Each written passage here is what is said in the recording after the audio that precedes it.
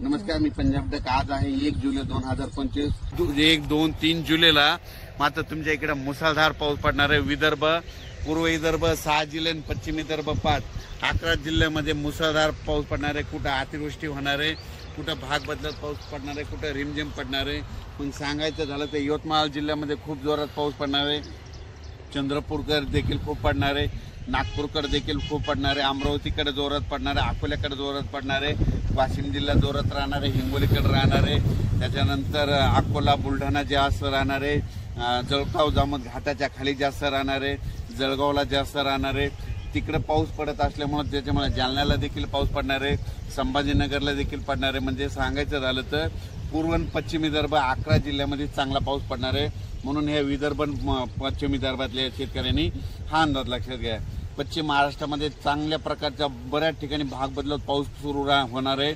सांगलीकडं, साताऱ्याकडं, त्याच्यानंतर पंढरपूरकडे देखील, नगर जिल्ह्यात देखील बऱ्याच ठिकाणी पाऊस सुरू होणार आहे.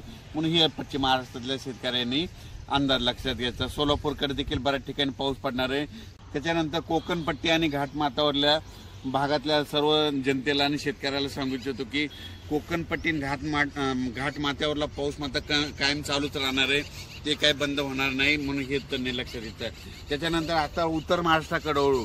उत्तर महाराष्ट्राकडे सांगायचं झालं तर नाशिक जिल्ह्याकडे जोरदार पाऊस सुरू राहणार आहे. त्यांचा पाऊस काही बंद होणार नाही. म्हणून हा अंदाज त्यांनी लक्षात घ्यायचा. धुळे, नंदुरबार, जळगाव, या चाळीसगाव, पारोळा या ठिकाणी 3 जुलैपर्यंत जोराचा पाऊस राहणार आहे. म्हणून हे अंदाज लक्षात घ्यायचा.